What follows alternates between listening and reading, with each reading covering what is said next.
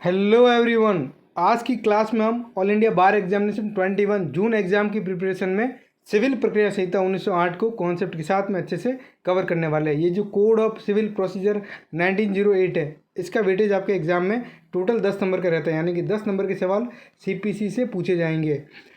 जैसा कि मैंने आपको कहा था कि मैं 1 अप्रैल से रिकॉर्डेड क्लासेज स्टार्ट कर लूँगा, तो आपके रिकॉर्डेड क्लासेज आज से स्टार्ट हो गई है और इवनिंग में हम आपको लाइव क्लासेस पढ़ाएंगे। तो बिना टाइम वेस्ट किए हम सीधा सवालों की तरफ पढ़ेंगे और सवालों के साथ में आपके कॉन्सेप्ट को मैं क्लियर कराऊंगा। सवाल नंबर 1, सिविल प्रक्रिया संहिता 1908 है, मतलब कोड ऑफ सिविल प्रोसीजर क्या है? तो ये एक प्रक्रियात्मक विधि है। ये क्या है? एक मेन प्रोसीजरल लॉ है जो सिविल लॉ को इन्फोर्स करता है। ये प्रक्रियात्मक कानून है, सिविल मामलों की प्रक्रिया का निर्धारण करता है। अगला सवाल,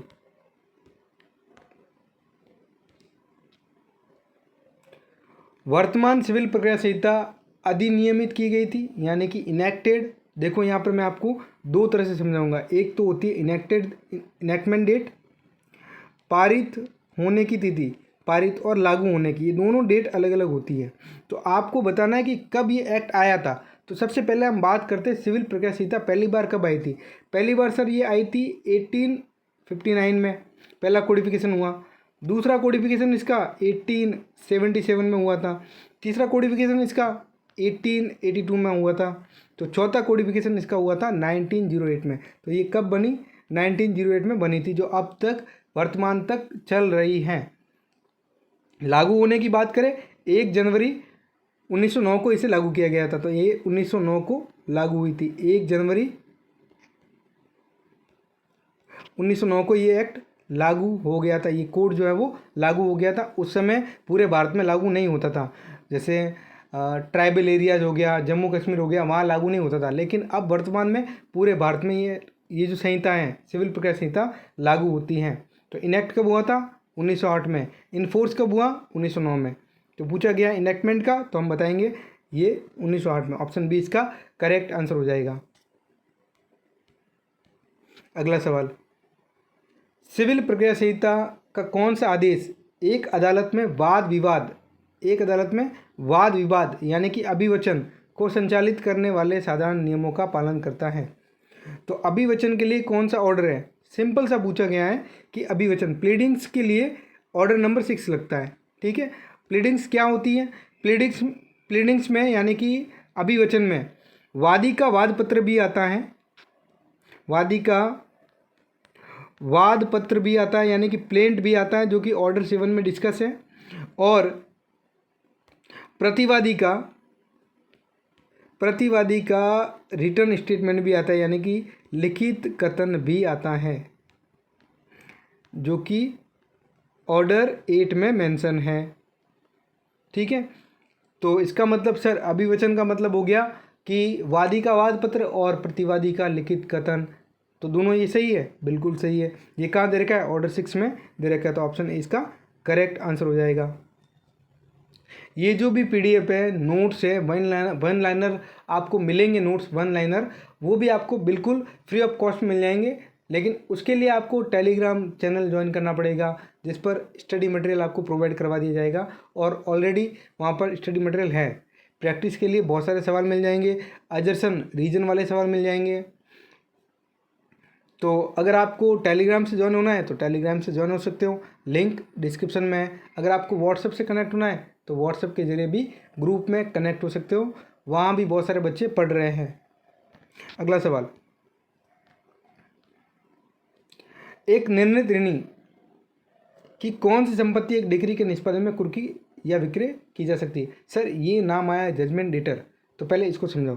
तो पहले इसको समझेंगे जजमेंट डेटर क्या होता है। देखो सिंपल सा समझना है, ये 2 पक्षकार हैं, इन 2 पक्षकारों में विवाद है। तो ये वादी है, ये प्रतिवादी है। सर ये हमें पता है, अच्छी बात है। जब कोई पार्टी जीत जाता है केस, मतलब वादी के पक्ष में फैसला आ गया, कोर्ट ने वादी के पक्ष में निर्णय दे दिया, जजमेंट दे दिया, ठीक है, तो ये जजमेंट डेटर नहीं होगा, ये तो हो जाएगा डिक्री होल्डर। क्या हो जाएगा? डिक्री होल्डर, डिक्री धारी हो जाएगा।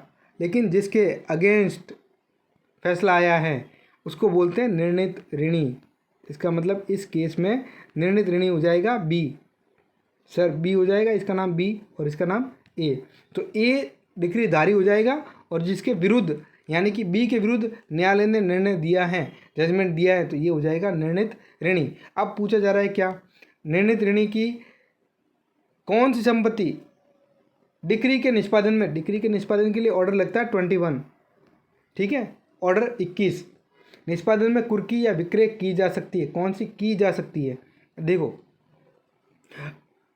इमूवेबल प्रॉपर्टी अचल संपत्ति की जा सकती है, चल संपत्ति की जा सकती है, सभी विक्रय योग्य संपत्तियां भी की जा सकती हैं। मतलब कि ऑल ऑफ द अबव इसका करेक्ट आंसर हो जाएगा।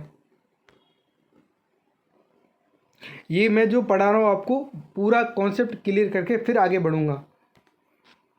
अगला सवाल, सिविल प्रकृति का वाद शब्द का अर्थ क्या है? पहले समझो ये कहाँ दे रखा है, सूट ऑफ सिविल नहीं सर ये धारा 9 में दे रखा है। वहाँ पर ये देख के रखा है कि सिविल न्यायालय सभी प्रकार के वादों की सुनवाई करने की सक्षमता रखता है, कॉम्पिटेंसी है उस कोर्ट के पास में, सिविल कोर्ट के पास में। लेकिन अनलेस कि वो कोर्ट या तो एक्सप्रेसली बार्ड नहीं हो, बार्ड बाई लॉ ना हो, जैसे आपराधिक मुकदमा हो गया तो वो बार्ड बाई लॉ है एक्सप्रेसली, और कई बार इम्प्लाइडली भी गर्भित रूप से भी विधि द्वारा वर्जित होते हैं। जैसे कोई एक्ट बना के उसी के अंदर उसकी रेमेडी डाल दी, तब सिविल कोर्ट का जुरिस्डिक्शन जो होता है, क्षेत्राधिकार, वो समाप्त हो जाता है।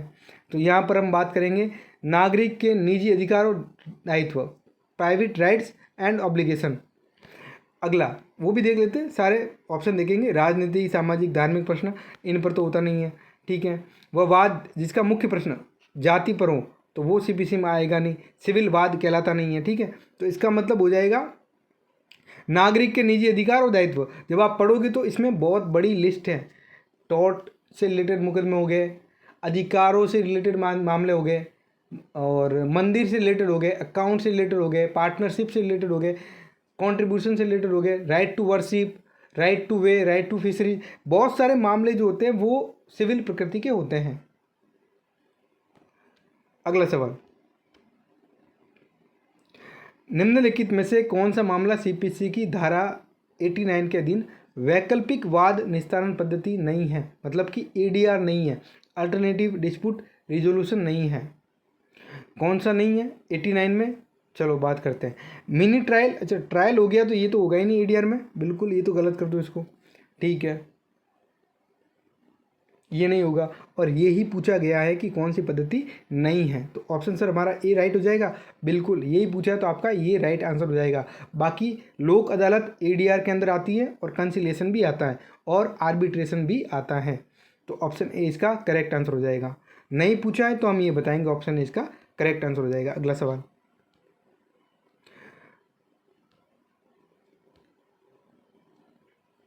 एक निषेधाज्ञा सुनवाई के दौरान, और ये बात की जगह वाद पढ़ना, इसको वाद की योग्यता पर, इसको लिखेंगे वाद, ठीक है, वाद की योग्यता पर की गई हो, डिक्री उसे मान्य कर सकता है और प्रतिवादी शाश्वत रूप से अधिकार के समर्थन से या कार्य की स्वीकृति से इसको लागू कर सकता है जो वादी के अधिकार से विपरीत हो सकता है। सीधा पूछा है कि ये मेरिट पर डिसाइड होगा केस, गुणावगुण पर, मेरिट पर। तो मेरिट पर जो निषेधाज्ञा दी जाती है वो परपेचुअल होती हैं। सर हमने परपेचुअल नहीं पढ़ा सीपीसी में कहीं पर, बिल्कुल सीपीसी के अंत में जो ऑर्डर जजमेंट देगा कोर्ट, न्यायालय जब निर्णय देता है लास्ट में, अंतिम रूप से जब वाद का निस्तारण कर रहा होता है तब वो क्या रिलीफ दे रहा है, उसमें अगर वो जो निषेधाज्ञा दे रहा है वो परपेचुअल होती है। लेकिन अगर वाद के दरमियान देता है तो उसको बोलते हैं टेम्परेरी इंजेक्शन, जो कि ऑर्डर 39 में दे रखा है, जो 3 सिद्धांतों पर बेस्ड है। पहला सिद्धांत, प्रथम दृष्टया मामला होना चाहिए वादी के पक्ष में, जिसके भी पक्ष में जो लेकर के आ रहा है। फिर दूसरा, सुविधा का संतुलन, और तीसरा अपूर्णीय क्षति। इन सबको ध्यान में रखते हुए न्यायालय क्या देता है, टेम्परेरी इंजेक्शन दे देता है, जो ऑर्डर 39 में दे रखा है। लेकिन अगर मेरिट पर डिसाइड किया जा रहा है, अंतिम रूप से निस्तारण किया जा रहा है, तब परपेचुअल होगा। अगला, निम्नलिखित में से कौन सा दीवानी प्रक्रिया संहिता 1908 के तहत एक मान्यता प्राप्त वैकल्पिक विवाद समाधान तंत्र नहीं है? एडीआर नहीं है। ये पूछा कौन सा सीपीसी में अल्टरनेटिव डिस्प्यूट रिजोल्यूशन मैकेनिज्म नहीं है, ये पूछा जा रहा है। तो देखो एडीआर में आर्बिट्रेशन आता है, कंसिलिएशन आता है, लोक अदालत भी आती है, लेकिन सर नेगोशिएशन नहीं आता है। तो ये आंसर सही हो जाएगा, यही पूछा है। तो बिल्कुल ऑप्शन डी इसका करेक्ट आंसर हो जाएगा। अगला सवाल, डिक्री की परिभाषा सीपीसी की किस धारा में दी गई है? डिक्री की परिभाषा दे रखी है सेक्शन 2 सबसेक्शन 2 के अंदर दे रखी है। सर ये डिक्री शब्द क्या होता है? बस 2 लाइनों में समझा दो, बाकी हम खुद से समझ लेंगे। अगर आपको डिग्री डिटेल में पढ़ना है तो आप मेरी प्लेलिस्ट में जाकर के सीपीसी वाली प्लेलिस्ट में जाकर के डिग्री को डिटेल में पढ़ सकते हो, लेकिन मैं अगर आपको यहाँ समझा रहा हूँ तो ध्यान से समझना। अगर 2 लोगों के बीच में कोई विवाद है, ठीक है, ए और बी के बीच में कोई विवाद चल रहा है, ठीक है, और मामला निर्णय से न्यायालय क्या करता है? निर्णय देता है ए के पक्ष में। जो निर्णय कोर्ट ने दिया, अब उस निर्णय को जिस फॉर्मेट में लिखा जाएगा, जिस फॉर्मेट में उसको लिखा जाएगा कि भाई ये जो संपत्ति है, मान लो संपत्ति का मामला था, तो इस संपत्ति का मालिक ए घोषित किया जाता है, इस फॉर्मेट में लिख देना। निर्णय के बाद में निर्णय को फॉर्मेट में लिख देना, रिलीफ को, जो रिलीफ कोर्ट ने दी उसको फॉर्मेट में लिखना, वो कहलाता है डिक्री।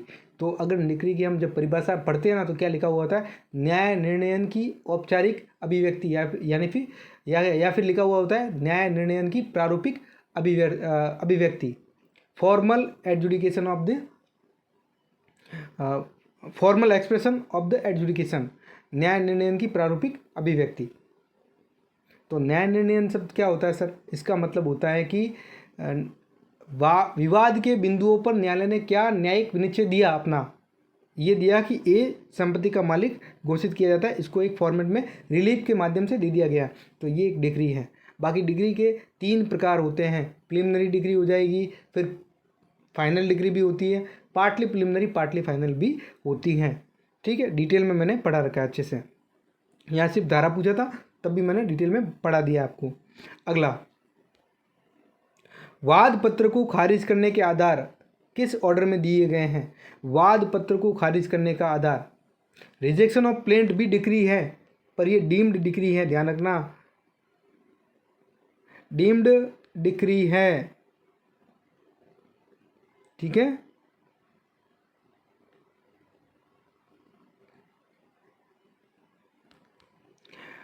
इसको समझना, ये क्या है? एक डीम्ड डिग्री है जो दे रखा है ऑर्डर 7 रूल 11 में, आदेश 7 नियम 11, जो हम प्रैक्टिकली कोर्ट में कभी कभी लगाते हैं। और इसमें सबसे ज़्यादा गलती कहाँ होती है? सबसे ज़्यादा गलती करते हैं बच्चे कि पूरे दावे को खारिज कर लेते हैं। दावा कभी भी खारिज नहीं होता, वाद पत्र निरस्त होता है, वाद पत्र खारिज होता है, दावा कभी भी खारिज नहीं होता है, ठीक है। तो आदेश 7 नियम 11 में दे रखा है। अगला सवाल, ऑर्डर 8 आदेश 8 नियम 6 के अंतर्गत सेट ऑफ कब लागू होती हैं? इसका उद्देश्य क्या है? सेट ऑफ कब लागू होगी?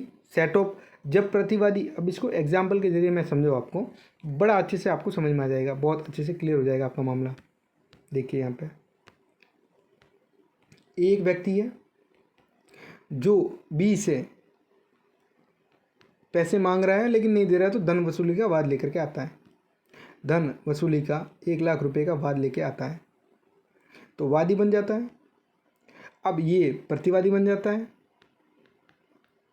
ठीक है। अब वादी वाद पत्र लेके आएगा, प्रतिवादी लिखित कथन लेकर के आएगा, जवाब दावा लेकर के आता है। अब बी क्या कह रहा है? सर मैं भी इसमें 10,000 रुपये मांग रहा हूँ, मेरे भी बकाया है। तो अब इस मामले को कैसे सेट करना? तो कोर्ट इसको बोलेगा, या जो भी अधिवक्ता होगा, इसकी ये जो सेट ऑफ का प्रोविज़न है, ये सेट ऑफ का प्रोविज़न ये रहेगा कि प्रतिवादी जब भी लिखित कथन लेकर के आएगा, उसके साथ एक आवेदन और लेकर के आएगा, वो रहेगा सेट ऑफ का। सेट ऑफ में वो लिखेगा कि मेरा भी दावा बनता है बी ए के अगेंस्ट, तो उस जो आवेदन वो लेकर के आ रहा है लिखित कथन के साथ में बी, उसको माना जाएगा एज ए प्लेन ट्रीट किया जाएगा। फिर ए जो देगा उसको रिटर्न स्टेटमेंट ट्रीट किया जाएगा। तो दोनों तरफ से ये मामला ये होता है सेट ऑफ का। तो अब इसका जब आंसर पढ़ोगे तो आपको अच्छे से समझ में आ जाएगा। जब कॉन्सेप्ट क्लियर हो जाते हैं तो आंसर भी क्लियर होते हैं। जैसे ऑर्डर 8 रूल 6 आदेश 8 नियम 6 के अंतर्गत सेट ऑफ कब लागू होता है और इसका उद्देश्य क्या है? जब प्रतिवादी भी वादी के खिलाफ कोई दावा रखता है, ठीक है, when the dependent has a claim against the plaintiff. तो ऑप्शन ए इसका करेक्ट आंसर हो जाएगा। अगला सवाल, कोर्ट किस परिस्थिति में प्लेंट को वापस कर सकता है, कब लौटा सकता है, किन किन केसेस में लौटा सकता है? कोर्ट लौटा सकता है जब न्यायालय के पास में क्षेत्राधिकार नहीं होता है। तो ऑप्शन बी इसका करेक्ट आंसर हो जाएगा। अगला सवाल, निम्नलिखित में से किस संशोधन अधिनियम ने दीवानी प्रक्रिया संहिता 1908 में बिना सम्मन के गवाह को पेश करने का प्रावधान था? तो पहले समझते हैं सम्मन क्या होता है। सम्मन एक आदेशिका है, कोर्ट की आदेशिका है। सर किसके अगेंस्ट और क्या होता है? जब भी कभी कोई वादी, ये वादी है, ये वाद पत्र लेके कोर्ट में जाता है, तो सर ऑर्डर 1 में क्या दे रखा है? ऑर्डर 1 में पक्षकार दे रखे, देख लेना आप फिर खोल के। ऑर्डर 1 में क्या दे रखे? पक्षकार। ऑर्डर 2 में क्या दे रखा है? ऑर्डर 2 में दे रखा है वाद की विरचना, वाद की विरचना। ऑर्डर 3 में क्या दे रखा है? ऑर्डर 3 में प्लीडर दे रखे हैं। फिर ऑर्डर 4 में दे रखा वाद का संस्थित किया जाना, दायर किया जाना। ऑर्डर 5 में आता है सम्मन। ऑर्डर 5 में कहीं जाकर के आता है सम्मन, और ये सम्मन क्या होता है? एक आदेशिका होता है। जब भी वादी, इधर मैं एक खाली स्पेस ले लेता हूँ, समझा देता हूँ इसमें। जैसे मान लो ये व्यक्ति ए कोई दावा लेके जाता है बी के अगेंस्ट, ठीक है, बी के अगेंस्ट कोई दावा लेके जाता है, तो ये जो ए, ये बन जाएगा वादी, ठीक है। वादी जब न्यायालय में वाद पत्र पेश करेगा, वाद पत्र हमेशा 2 प्रतियों में जाता है, ध्यान रखिएगा, हमेशा 2 प्रतियों में न्यायालय में जाता है, ठीक है, कोर्ट फीस के साथ में। अब ध्यान रखिएगा, अब इसमें प्रतिवादी कौन है? बी है। प्रतिवादी को जब न्यायालय एक आदेश भेजेगा, एक समन भेजेगा, बुलाएगा, जिस माध्यम से, जिस आदेशिका के माध्यम से उसको इन्फॉर्म करेगा कि आपके अगेंस्ट क्या हो गया है? आपके अगेंस्ट एक वाद दायर कर दिया गया है, तो उस वाद में आप आकर के अपना बचाव कीजिए, उसको कहते हैं सम्मन। बुलावा पत्र कोर्ट बुलाता है, और ये सम्मन तामील होने के 30 दिन के अंदर अंदर प्रतिवादी को अपना जवाब देना होता है, जवाब दावा पेश करना होता है। कितने दिन में? सम्मन की तामील के 30 दिन में। तो सर ये तो बढ़ा भी सकते हैं, मैक्सिमम पीरियड भी है इसका, बिल्कुल है। अगर कोर्ट को अगर आपने सफिशिएंट या रीजनेबल कॉज दे दिया तो कोर्ट 90 डेज तक इसको बढ़ा सकता है। मैक्सिमम पीरियड कितना होता है? 90 डेज। अब समझो, अब क्या पूछ रहा है सवाल, तो आपका इसमें अमेंडमेंट पूछा है कि कब सम्मन, गवाहों के बारे में, बिना सम्मन के गवाह। तो देखो, एक तो ऑर्डर 5 में सम्मन दे रखा है जो प्रतिवादी के लिए होता है, और ऑर्डर 16 में दे रखा है, ऑर्डर 16 में साक्षी के लिए, यानी कि गवाहों के लिए, विटनेसेस के लिए जो होता है सम्मन, वो प्रोड्यूस किया जाता है, ठीक है। तो एक ये जो था सवाल नंबर 13, तो सवाल नंबर 13 में आंसर हो जाएगा ऑप्शन नंबर सी। 2002 का अमेंडमेंट था, और इस 2002 के अमेंडमेंट में बोला गया था कि बिना सम्मन के गवाह को पेश करने का प्रावधान है, ठीक है। तो ऑप्शन सी इसका करेक्ट आंसर हो जाएगा। अगला सवाल, दीवानी प्रक्रिया संहिता 1908 के तहत दिए वाद व्यय शब्द में निम्नलिखित में से क्या नहीं आता है? तो आपको बताना है वाद व्यय कॉस्ट में क्या नहीं आता है, क्या इंक्लूडेड नहीं है, नॉट इंक्लूडेड आपको बताना है। तो गवाहों का खर्च तो सर आता है, कानूनी फीस भी आती है, खाने रहने का खर्च नहीं आता। तो नहीं पूछा है तो ऑप्शन सी हमारा सही हो जाएगा, बिल्कुल ऑप्शन सी इसका आपका करेक्ट आंसर हो जाएगा। ऑप्शन सी करेक्ट आंसर होगा। फूड एंड लॉजिंग एक्सपेंसेस नहीं आते हैं। अगला सवाल, निम्नलिखित में से कौन सी निषेधाज्ञा, कौन सा इंजेक्शन सुनवाई के समय और मुकदमे के गुण दोष के आधार पर केवल डिक्री द्वारा दी जा सकता है? इससे पहले मैंने बताया था मेरिट के बेस में देना है तो परपेचुअल दोगे, ठीक है। शाश्वत निषेधाज्ञा, गलत लिखा, ठीक है, निषेधाज्ञा लिखोगे, perpetual injunction. Option B correct answer हो जाएगा। अगला सवाल, दीवानी प्रक्रिया संहिता 1908 के अनुसार मुकदमे की सुनवाई के दौरान किसी पक्ष को अधिकतम कितनी बार स्थगन दिया जा सकता है? स्थगन कहाँ दे रखा है सर? ऑर्डर 17 में दे रखा है। तो सर एक बात बताइए, आपको ऑर्डर और धाराएं कैसे याद हो गई? देखो बहुत इजी है, मैं आपको ट्रिक बताऊंगा जिसमें आपको धाराएं भी याद हो जाएगी और ऑर्डर भी सीक्वेंस से याद हो जाएंगे। लेकिन आपका जो एग्ज़ाम है ऑल इंडिया बार एग्जामिनेशन, ये तो ओपन बुक एग्ज़ाम होता है। इस ओपन बुक एग्ज़ाम में आप बेरेक लेकर के जा सकते हो, तो इतना हेडेक लेने की आपको ज़रूरत नहीं है। तो जैसे आपका कोई जुडिशरी का एग्ज़ाम होगा या आपके APO ADPO का एग्ज़ाम होगा, वहाँ भी आपको ज़रूरत पड़ेगी, ठीक है, याद करने की।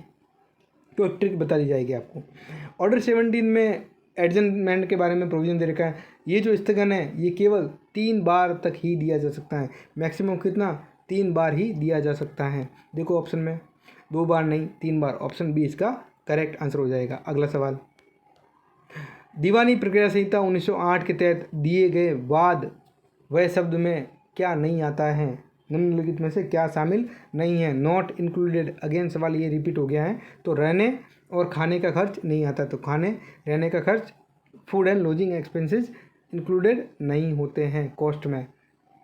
अगला सवाल, दीवानी प्रक्रिया संहिता 1908 का निम्नलिखित में से कौन सा प्रावधान प्रतिनिधि मुकदमे रिप्रेजेंटेटिव सूट में रेस जुडिकाटा के सिद्धांतों को लागू करता है? बहुत ही ज़बरदस्त सवाल है, बहुत अच्छा सवाल है, और इसी तरह के सवाल आते हैं और हम गलती कर जाते हैं। ये तो सवाल बहुत टफ तरह का आ गया। पहले तो समझना पड़ेगा प्रतिनिधिवाद क्या होता है, दूसरी बात रेस जुडिकाटा क्या होता है। प्रतिनिधिवाद का दे रखा है ऑर्डर 1 रूल 8 में दे रखा है। प्रतिनिधिवाद सर आदेश 1 नियम 8 में रिप्रेजेंटेटिव सूट दे रखा है। रेस जुडिकाटा कहाँ दे रखा है? ये दे रखा है सेक्शन 11 में, सेक्शन 11 में दे रखा है। सेम मैटर को, सेम पार्टी, सेम टाइटल को लेकर के, सेम कॉज ऑफ एक्शन को लेकर के, जब एक बार अगर कोई मामला कोर्ट से डिसाइड हो जाता है, एक बार अगर कोई मामला कोर्ट से कंक्लूसिवली डिटरमाइन हो जाता है, तो फिर दोबारा वही सेम पार्टी, सेम टाइटल को लेकर के, सेम कॉज ऑफ एक्शन को लेकर के, सेम विवाद को लेकर के दोबारा न्यायालय में नहीं आएंगे। क्योंकि ये जो रेस जुडिकाटा है ये लैटिन की 3 मैक्सिम पर बेस्ड है। नेमो डेबिट बिस विक्सारी प्रो उनाउट इडियम कॉजा, सेम कॉज ऑफ एक्शन के लिए किसी भी व्यक्ति को 2 बार परेशान नहीं किया जाएगा। दूसरा, इंटरेस्ट रिपब्लिका है उड सिट फिनिश लिटियम, राज्य के हित में हो कि मुकदमेबाजी का अंत हो जाए। और तीसरा, रेस जुडिकाटा प्रो वेरिटेट ऑक्यूबिटर, इसका मतलब होता है कि जो न्यायालय ने निर्णय दिया है, जजमेंट दिया है, उसको अंतिम करार दो, तो इसके ऊपर बेस्ड है। और प्रतिनिधिवाद का मतलब होता है कि जब मान लो बहुत सारे वादी होते हैं, ठीक है, और अलग अलग उनका कॉज ऑफ एक्शन, उनका जो इंटरेस्ट होता है वो कॉमन होता है, कॉमन इंटरेस्ट। यहाँ बात करेंगे कॉमन इंटरेस्ट की, हालांकि हो सकता है कॉज ऑफ एक्शन अलग अलग अराइज हुआ हो, लेकिन जो कॉमन इंटरेस्ट है वो एक होना बहुत ज़रूरी है। कॉमन इंटरेस्ट अगर मान लो एक है, जैसे कैसे एग्जाम्पल के जरिए आपको समझाते हैं कि जैसे मान लो ये कोई सिटी है जिसको मैं नाम दे देता हूँ जयपुर, ठीक है। अब जयपुर में एक मंदिर है, उस मंदिर को कोई व्यक्ति, जो एक व्यक्ति है वो तोड़ देता है, उन मंदिर के चिन्हों को नष्ट कर देता है, जो कि आपके CPC में एक सिविल वाद बन जाता है, ठीक है। अब इस व्यक्ति एक्स नामक व्यक्ति के विरुद्ध पूरा ही गाँव, जो गाँव है पूरा ये शहर, ये लेकर के आ रहा है वाद। अब इतने लोग अगर दावे लेकर के आएंगे तो कितने दावे हो जाएंगे, ज़रा आप अंदाज़ा लगाइए। बहुत ज़्यादा दावे हो जाएंगे। लेकिन 2 या 3 लोग या 1-2 लोग उन सभी लोगों की तरफ से रिप्रेजेंटेटिव सूट लेकर के आ सकते हैं, रिप्रेजेंटेटिव सूट लेकर के आ सकते हैं, ठीक है। मतलब 2-3, इन सभी के बिहाफ पर 1 या 2 लोग रिप्रेजेंटेटिव सूट कोर्ट में लेकर के आ सकते हैं, क्योंकि उनका कॉमन इंटरेस्ट क्या है, सेम है, ठीक है। तो अब पूछा गया क्या है कि कौन सा प्रावधान प्रतिनिधि मुकदमे यानी कि रिप्रेजेंटेटिव सूट में रेस जुडिकाटा के सिद्धांतों को लागू करता है। तो बहुत ट्रिकी सवाल है, लेकिन इसका आंसर हो जाएगा सेक्शन 11 का एक्सप्लेनेशन 6, ऑप्शन बी।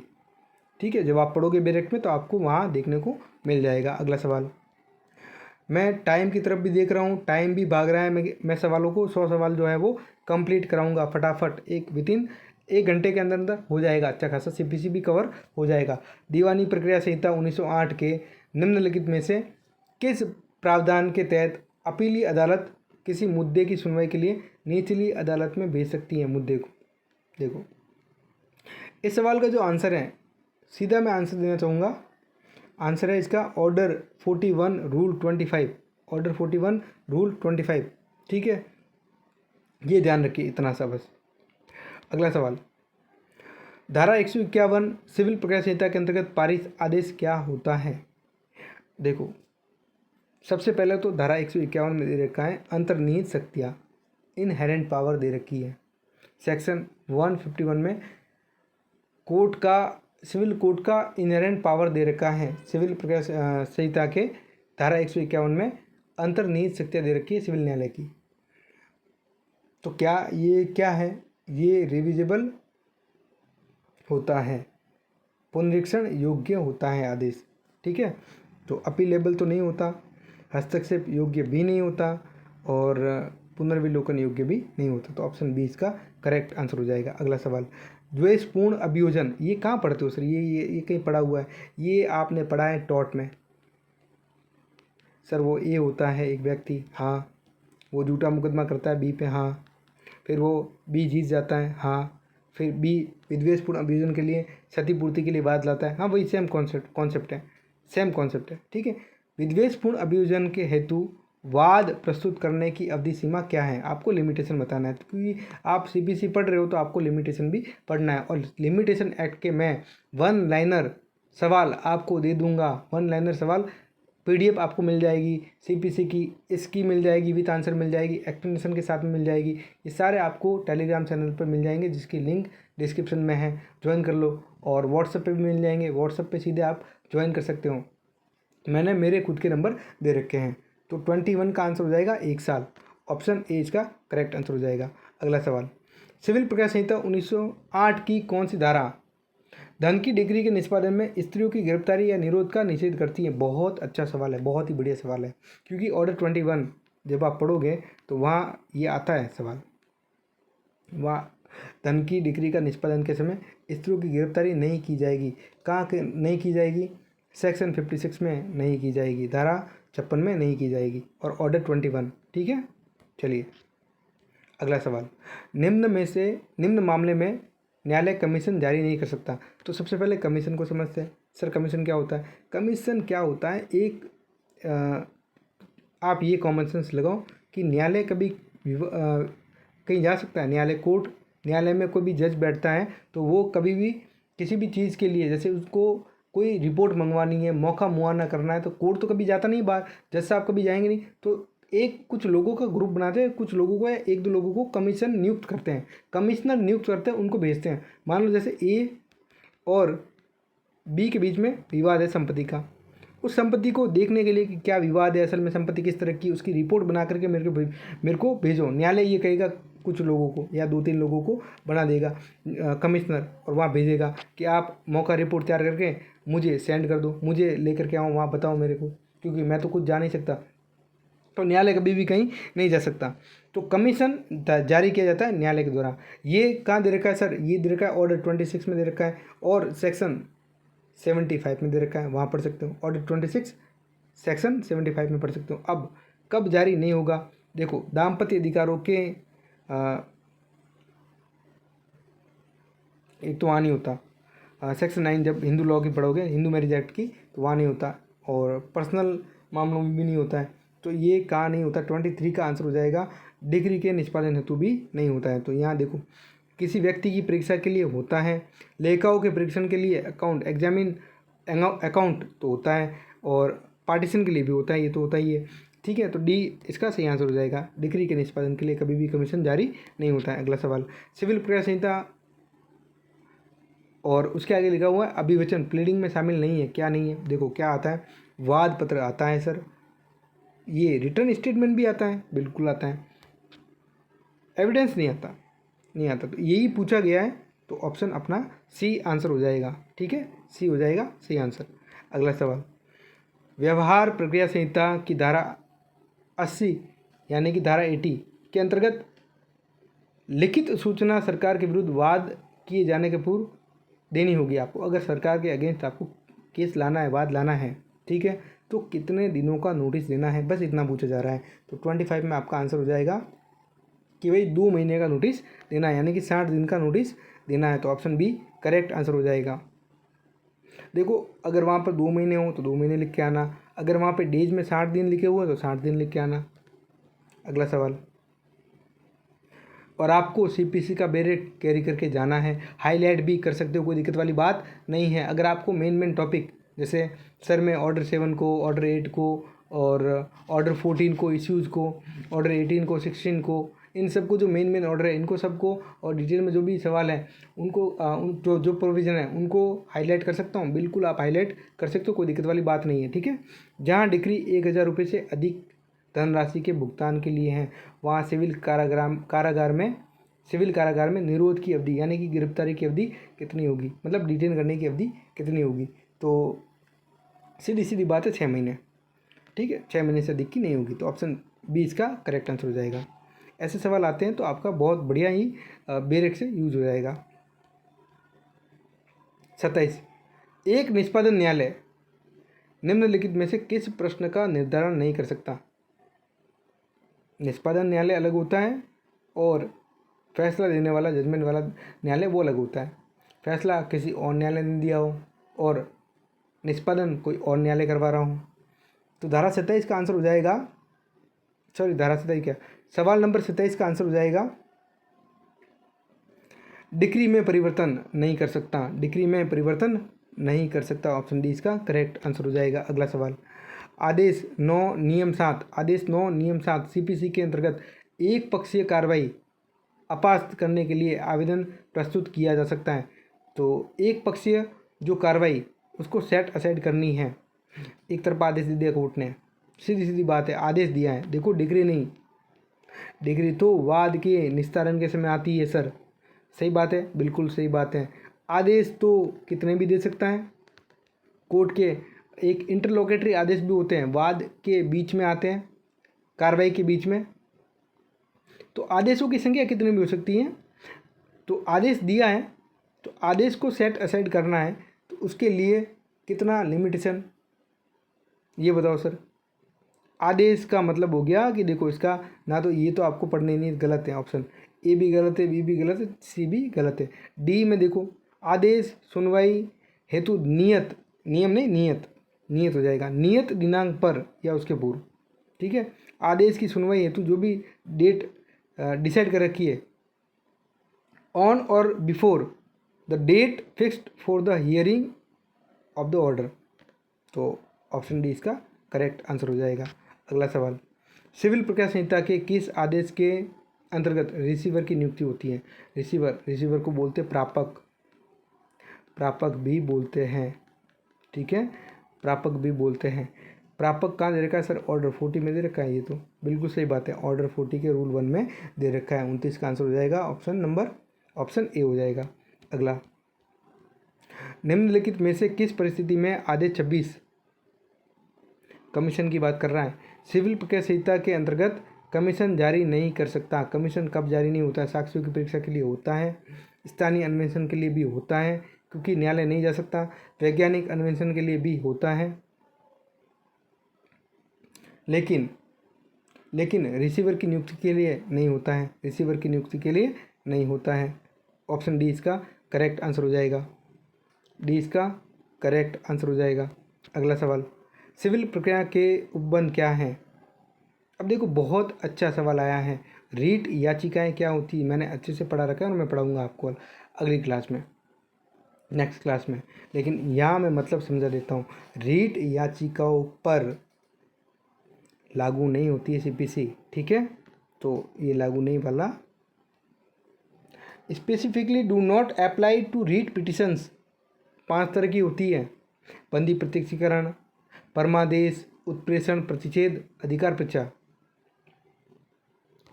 अगला सवाल, सिविल प्रक्रिया संहिता के अंतर्गत अभिवचन प्लीडिंग का अर्थ क्या है? प्लीडिंग का अर्थ क्या है सर? प्लीडिंग में तो दोनों वाद पत्र भी आता है, केवल वाद पत्र नहीं आता, तो ये ऑप्शन ए गलत है। केवल लिखित कथन नहीं आता, ये भी गलत है। शपथ पत्र तो आता भी नहीं है। एफिडेविट जो कि ऑर्डर 19 में दे रखा है। क्या सर आप ऐसे ही बोलते हो? नहीं, आप बेरेट चेक करके देखो, शपथ पत्र वहाँ दे रखा है, आदेश 19 में दे रखा है। ये आपको हैबिट हो जाएगी जब आप डेली पढ़ोगे सीपीसी और बेरेट देखोगे, तो आपकी भी हैबिट हो जाएगी, आपको भी ऑर्डर याद हो जाएंगे। और इसकी ट्रिक भी है, मैं आपको बताऊंगा कितने ऑर्डर आपको याद रखने हैं। ठीक है, वाद पत्र और लिखित कथन दोनों आते, तो ऑप्शन डी इसका करेक्ट आंसर हो जाएगा। अगला सवाल, सिविल प्रक्रिया संहिता में निर्धन व्यक्तियों को निःशुल्क विधिक सहायता उपलब्ध कराए जाने का प्रावधान किस धारा आदेश में दे रखा है? सर इंडिजेंट पर्सन, बिल्कुल, ऐसा व्यक्ति जो कोर्ट फीस नहीं दे सकता या फिर जहाँ कोर्ट फीस प्रेस्क्राइब्ड है नहीं है, वहाँ पर उसके पास में 1000 रुपये से ज़्यादा की संपत्ति नहीं है, विवादित संपत्ति को छोड़ के। तो सर ये कहाँ दे रखा है, कौन सी धारा में? ये ऑर्डर 33 में दे रखा है, आदेश 33 में दे रखा है। देखो ऑप्शन में, ऑप्शन सी इसका करेक्ट आंसर हो जाएगा। और अगर आपको डिटेल में पढ़ना है तो आप सीपीसी की प्लेलिस्ट में जा कर के डिटेल में पढ़ सकते हो। मैं यहाँ पर एग्ज़ाम ओरिएंटेड बताऊँगा और सीधा कॉन्सेप्ट आपको पढ़ाऊँगा। 34, जैसा कि सिविल प्रक्रिया संहिता की धारा 79 में उपबंधित है, केंद्र सरकार द्वारा कोई मुकदमा फाइल किया जाना चाहिए। केंद्र सरकार भारत संघ के नाम से मुकदमा फाइल करती है। ऑप्शन डी इसका सही आंसर हो जाएगा, भारत संघ के नाम से। ठीक है, अगला सवाल, सिविल प्रक्रिया संहिता के आदेश 39 नियम 2, आ जाओ। आदेश 39 सर आपने बताया टेम्परेरी इंजेक्शन, तो हमको तो दिख गया ऑप्शन बी में। अस्थायी व्यादेश, तो हमने टिक कर दिया। क्या सही है? बिल्कुल सही है, अस्थायी व्यादेश इसका सही आंसर है। ऑर्डर 39 रूल 2 में क्या दे रखा है? टेम्परेरी इंजेक्शन की बात की जाए। सर ये मतलब क्या होता है टेम्परेरी इंजेक्शन का? टीआई का मतलब क्या होता है? टीआई का मतलब होता है, टेम्परेरी इंजेक्शन का मतलब होता है कि बात के दरमियान कभी भी कोई भी पक्षकार अगर उसको लगता है कि जो संपत्ति विवादित है, जो सब्जेक्ट मैटर को लेकर के न्यायालय में वाद चल रहा है, विवाद है और न्यायालय में चल रहा है वाद, उस विवादग्रस्त संपत्ति को कोई भी दूसरा पक्षकार डिस्पोज ऑफ नहीं करें, फर्दर सेल ऑफ नहीं करें, सेल नहीं करें, उसको नष्ट नहीं करें, उसको डिस्पोज ऑफ किसी तरह से नहीं करें, उसको न्यायालय के निर्णय तक बचाने के लिए ये जो आवेदन है ये लाया जाता है कोर्ट में, ये एप्लीकेशन लगाया जाता है टेम्परेरी इंजेक्शन का कभी भी। तो जब तक न्यायालय का निर्णय नहीं आता तब तक विवादग्रस्त संपत्ति यथास्थिति में बनी रहती है, तो इसको स्टे बोलते हैं। अब आपको समझ में आ जाएगा स्टे, तो आपने ये सुना होगा स्टे लगना। अगला सवाल 36, सिविल प्रक्रिया संहिता की किस धारा में वादों को संस्थित करने का अधिकार है? देखो ऑर्डर 4 और सेक्शन 26, ये एकदम करेक्ट है, आप चेक कर लेना। 36 में आपको आंसर सही करना है, धारा 26। अगला आता है सवाल 37, सम्मन तामीली के दिनों के कितने दिनों के अंदर प्रतिवादी अपना लिखित कथन प्रस्तुत करता है? मैंने स्टार्टिंग में ही बता दिया था कि 30 दिनों के भीतर 30 डेज, ऑप्शन सी इसका करेक्ट आंसर होगा। सर ये अगर सवाल आता है हम 30 डेज लिख के आ सकते हैं। 19 वाला जो एग्ज़ाम हुआ था AIB 19, उसमें कुछ सवाल ऐसा आया था, तो वहाँ थोड़ा सा गड़बड़ हो गया था, वहाँ अधिकतम अवधि पूछी गई थी। ठीक है, वो कितनी होती है? वो 90 डेज होती है। कमर्शियल मैटर में तो 120 डेज भी होती है, लेकिन जनरल मामले जो जितने भी होते हैं उनमें 90 डेज होती है अधिकतम। और अगर जनरल अवधि की बात करें, सामान्य जो अवधि है, सम्मन तामील होने के 30 दिन के अंदर प्रतिवादी को किसी भी तरह से अपना लिखित कथन जवाब दावा पेश करना है कोर्ट में। नहीं कर पाता है तो कोर्ट को रीजन बताओ, और कोर्ट जो है वो फर्दर आगे 90 डेज तक पीरियड बढ़ा सकता है, ये प्रोविज़न दे रखे हैं ऑर्डर 5 में। देखो अगला सवाल क्या आता है 38, सिविल प्रक्रिया संहिता की धारा 2(9) के अनुसार निर्णय से क्या मतलब है? निर्णय क्या होता है? जजमेंट क्या होता है? जजमेंट कौन देता है? सीधी सी बात है सर, न्यायालय देती है। न्यायालय देती है। क्या होता है इससे? सर इससे वाद का निस्तारण होता है। वाद का निस्तारण होता है। निस्तारण होता है इसका, वाद का निस्तारण होता है। ठीक है। तो डिक्री या आदेशों के आधार पर न्यायालय ने क्या अभिकथन किया, न्यायालय ने क्या स्टेटमेंट दिया?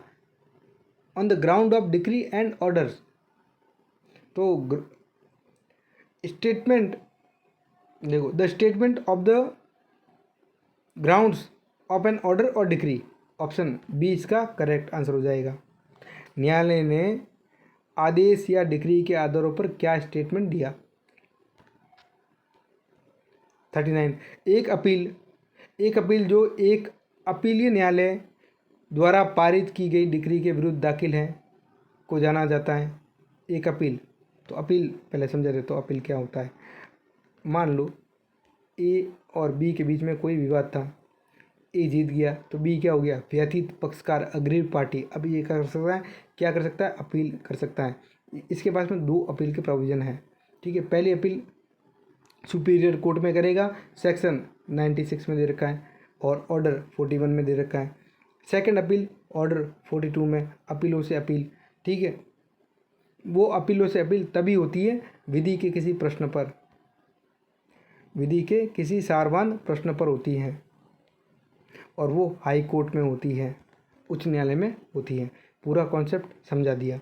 अब देखो क्या पूछा जा रहा है कि जो सेकंड अपील है, अपीलीय न्यायालय द्वारा पारित डिक्री के विरुद्ध फिर अपील करनी है, तो फिर हो जाएगा सेकंड अपील। ऑप्शन बी इसका करेक्ट आंसर हो जाएगा 39 का। अगला, एक वादकार को एक सिविल वाद संस्थित यानी कि दायर करने का एक अधिकार है, बिल्कुल अधिकार है, जब तक यह या तो अभिव्यक्तः या विवक्षित रूप से विधि द्वारा वर्जित नहीं हो। तो ये तो सत्य बात है। ऑप्शन ए इसका करेक्ट आंसर होगा। ये सेक्शन 9 में दे रखा है, सेक्शन 9 में ये दे रखा है, तो ऑप्शन ए इसका करेक्ट आंसर होगा। बाकी ऑप्शन देखने की ज़रूरत है क्या? नहीं, बिल्कुल नहीं, बड़े देख लो, बाकी गलत है। ठीक है। निम्नलिखित में से कौन एक सिविल न्यायालय में निहित अधिकारिता का एक प्रकार नहीं है? कौन सा प्रकार नहीं है? सर हमने क्षेत्रीय अधिकारिता सुना, टेरिटोरियल जुरिस्डिक्शन। सर हमने धनीय अधिकारिता सुना, पेक्यूनरी जुरिस्डिक्शन। सर हमने विषय वस्तु की अधिकारिता सुना, सब्जेक्ट मैटर जुरिस्डिक्शन। लेकिन हमने कभी भी नेचुरल जुरिस्डिक्शन को नहीं सुना, तो ये नहीं है, तो नहीं पूछा है, तो ऑप्शन हो जाएगा डी करेक्ट। नैसर्गिक अधिकारिता नहीं होती। अगला, अंतकालीन लाभों के लिए कौन हकदार है? मीन प्रॉफिट या मैसने प्रॉफिट मत पढ़ना, और कई बार पढ़ते भी है तो कोई दिक्कत वाली बात नहीं है। मैसने प्रॉफिट बोल दो, मीन प्रॉफिट बोल दो, मध्यवर्ती लाभ बोल दो। हिंदी में बोलते हैं मध्यवर्ती लाभ, मध्यवर्ती लाभ। कहाँ दे रखा है सर? ये दे रखा है ऑर्डर 2 सबसेक्शन 12 में, सॉरी ऑर्डर क्या, सेक्शन 2 सबसेक्शन 12 में डेफिनेशन क्लॉज में दे रखा है। अंतकालीन लाभ भी होते हैं। ठीक है। अब होता क्या है कि जैसे आपकी प्रॉपर्टी है, ये आपकी प्रॉपर्टी, आप पर एग्जाम्पल दूंगा तो आपको समझ में आएगा। ये आपकी प्रॉपर्टी, मैं हूँ, मैं अवैध कब्जा कर लेता हूँ आपकी प्रॉपर्टी पर, मैंने अवैध कब्जा किया है, मैं जा करके सदोषपूर्ण कब्जा ले लेता हूँ और वहाँ से कुछ लाभ प्राप्त कर रहा हूँ, या मैं कर सकता था, अगर मैं थोड़ा कॉमन सेंस यूज करता तो कर सकता था। तो जितने सालों तक मैं अवैध रूप से बना रहा, 2 साल तक, तो 2 साल में ब्याज सहित वे सभी लाभ आपको कोर्ट द्वारा दिलाए जाएंगे। इसको कहते हैं मीन प्रॉफिट। सिंपल डेफिनेशन में, मैंने जो अवैध कब्जा किया वहाँ से मैं लाभ प्राप्त कर रहा हूँ, या मैं कर सकता था 2 सालों तक लेकिन मैंने नहीं किया, तो ऐसा लाभ आपको दिलाया जाएगा ब्याज सहित। दूसरी बात, अगर मैंने डेवलपमेंट कर दिया था, विकास कार्य करके, कंस्ट्रक्शन करके कुछ कार्य, वहाँ से फिर लाभ प्राप्त किया, तो वो आपको दिलाया जाएगा। अगला आंसर बता देता हूँ इसका, 42 में आंसर हो जाएगा ए। वादी यदि ये स्थापित कर देता है कि वह कब्जा और लाभों का हकदार है, किंतु उसे एक अचल संपत्ति के कब्जे से दोषपूर्ण रीति से बाहर रखा गया था, जैसे मैंने आपका एग्जाम्पल लिया था। अगला सवाल 43, निम्नलिखित में से कौन सा दीवानी प्रक्रिया संहिता 1908 के तहत एक मान्यता प्राप्त वैकल्पिक विवाद समाधान तंत्र नहीं है। देखो आर्बिट्रेशन है, कंसिलिएशन है, लोक अदालत है, लेकिन बातचीत नेगोशिएशन नहीं होता है। तो ऑप्शन हमारा हो जाएगा डी राइट आंसर। अगला, डिक्री के निष्पादन के तरीके का विकल्प निम्नलिखित के द्वारा बताया जाएगा, या कौन बताएगा? मोड ऑफ एग्जीक्यूशन कौन बताएगा? मोड ऑफ एग्जीक्यूशन बताता है डिक्री होल्डर, जिसके पक्ष में डिक्री आती है, डिक्रीधारी, ठीक है, डिक्री धारक, जिसने केस जीता है, ठीक है। अगला, द्वितीय अपील यानी कि सेकंड अपील होती है। दूसरी अपील कहाँ होगी? दूसरी अपील उच्च न्यायालय में होती है, हाई कोर्ट में होती है, और विधि के किसी सारवान प्रश्न पर होगी। मैं लिख लेता हूँ, विधि के किसी सारवान प्रश्न पर होगी, ठीक है, क्वेश्चन ऑफ लॉ पे होती है। अगला सवाल, प्रश्न की क्या एक डिक्री निष्पादनीय है या नहीं, इसका निर्धारण किसके द्वारा किया जाएगा? कौन से कोर्ट द्वारा किया जाएगा कि कोई डिक्री निष्पादनीय है या नहीं है? ये कौन डिसाइड करेगा? ये डिसाइड करेगा निष्पादनकर्ता न्यायालय, ऑप्शन बी, ठीक है। चलिए अगला सवाल, एक आज्ञापत्र के अधीन निर्णित ऋणी की संपत्ति की कुर्की जारी रह सकती है, पर उसका अधिकतम लिमिटेशन पीरियड क्या होगा? उसका अधिकतम पीरियड कितना होगा? आज्ञापत्र बोल दो, जयपत्र बोल दो, डिक्री बोल दो, निर्णित ऋणी की संपत्ति की कुर्की जारी रह सकती है कितने समय तक के लिए? मैक्सिमम 2 महीने के लिए, मैक्सिमम 2 महीने के लिए। अगला सवाल, निम्नलिखित में से क्या व्यादेश का एक प्रकार नहीं है? क्या व्यादेश का एक प्रकार नहीं है? देखो व्यादेश टेम्परेरी तो होते हैं, परपेचुअल भी होते हैं सर, प्रोहिबिटरी भी होते हैं और मैंडेटरी भी होते हैं। ये हमने एसआरए में भी पढ़ा था। हमने कहीं नहीं पढ़ा डायरेक्टिव निर्देशात्मक व्यादेश, कहीं ऐसे होते हैं, हमने कहीं नहीं पढ़ा। तो ऑप्शन सी इसका करेक्ट आंसर होगा। मतलब इन्होंने पूछा है कि कौन से प्रकार है निषेधाज्ञा के व्यादेश के। अस्थायी होता है, स्थायी होता है, निषेधात्मक होता है, आज्ञापक भी होता है, लेकिन निर्देशात्मक व्यादेश नहीं होता। तो ऑप्शन सी इसका करेक्ट आंसर हो जाएगा। अगला सवाल, एक निषेधाज्ञा सुनवाई के दौरान और वाद की योग्यता पर की गई हो, उसे डिक्री उसे मान्य कर सकता है, तो वो क्या कहलाएगी?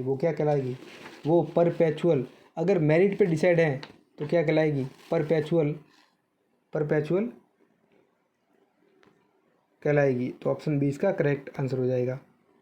अगला, कोई आदेश एक प्रारंभिक आदेश नहीं हो सकता। An order can not be preliminary order. ये बात असत्य है, क्योंकि ऑर्डर का कोई क्लासिफिकेशन नहीं है। ये ऐसे कैसे हो सकता है? An order can not be preliminary order, ये बात सत्य है, क्योंकि ऑर्डर का क्लासिफिकेशन नहीं है, डिक्री का क्लासिफिकेशन है। डिक्री को 3 भागों में बांटा गया है, प्रारंभिक, अंतिम और पार्टली प्रिलिमिनरी, पार्टली फाइनल। लेकिन ऑर्डर का ऐसा कोई क्लासिफिकेशन नहीं है, कोई आदेश एक प्रारंभिक आदेश नहीं हो सकता, ये बात सत्य है। अगला, सिविल प्रक्रिया संहिता कब पारित की गई थी? तो कब पारित हुई थी? 1908 में हुई थी, ऑप्शन सी। आप कमेंट करके डेट बताओगे कौन सी डेट को इनेक्ट हुई थी, क्योंकि लागू होने की डेट मैं बता रहा हूँ 1 जनवरी 1909। अब आप बताओगे इनेक्ट कब हुई थी, पारित? सवाल नंबर 52, सीपीसी किस प्रकार का कानून है? सर कानून तो ये प्रक्रियात्मक है। तो कभी कभार सर डीपली जाकर के पूछेगा, ये अंदर से जाकर के, तब क्या पूछेगा कि जो धाराएं हैं, जो सीपीसी में धाराएं दे रखी है, कितनी हैं? 158 धाराएं हैं। वो सभी धाराएं सैद्धांतिक हैं, ठीक है, और वो मौलिक विधि है। सर मौलिक विधि क्या होता है? मौलिक विधि वो विधि होती है जो व्यक्तियों के अधिकारों और दायित्वों को निर्धारित करती है। सर एक अनुसूची दे रखी है, एक अनुसूची है, उस अनुसूची में 51 आदेश हैं, 51 आदेश है, ये बात सही है, 51 आदेश है, बिल्कुल सही बात है। ये प्रोसीजर बताते हैं, ये प्रक्रियात्मक है, ये प्रक्रियात्मक है। इतना डिटेल में जाकर पूछ लेगा तो और क्या, डिटेल में इतना बता दिया आपको। अगला, सीपीसी में कितने आदेश हैं? 51 ऑर्डर है। एक अनुसूची में 51 आदेश, उसमें भी विभिन्न नियम दे रखे हैं, बहुत सारे रूल्स भी दे रखे हैं। एक पक्षीय डिग्री को निरस्त करने के लिए आवेदन कितने समय में किया जा सकता है? एक पक्षीय डिग्री को निरस्त करने के लिए आदेश 30 दिन में करना होता है, तो ऑप्शन 20 का करेक्ट आंसर हो जाएगा। अगला, प्रांग न्याय के सिद्धांत का मुख्य उद्देश्य क्या है? क्यों लाया गया था doctrine of res judicata? Doctrine of res judicata आप मोस्ट इम्पोर्टेंट कर लेना। ये लाया गया था इसलिए क्योंकि पार्टीज को प्रिवेंट किया जाए, क्योंकि पक्षकार बार बार परेशान ना हो। तो नेमो डेबिट विक्टरी प्रो उनाउट ईडियम कॉजा, एक ही कॉज ऑफ एक्शन के लिए 2 बार परेशान नहीं करना है, ऑप्शन बी करेक्ट आंसर हो जाएगा। क्योंकि कार्यभार बढ़ाना होता नहीं है इसका काम, ठीक है, कार्यभार कम करना होता है, तो परेशान करना, ऑप्शन बी इसका करेक्ट। सी भी पढ़ लो, डी भी पढ़ लो। न्यायालय को मार्गदर्शन करना भी नहीं होता, समानांतर कार्रवाई रोकना भी नहीं होता। अगला, अंतर्निहित शक्तियों का प्रयोग सिविल प्रक्रिया संहिता की धारा 151 के अंतर्गत कब किया जा सकता है? कब कर सकता है? जब सीपीसी में कोई विशेष प्रावधान नहीं होता है, तो ऑप्शन है इसका करेक्ट आंसर हो जाएगा।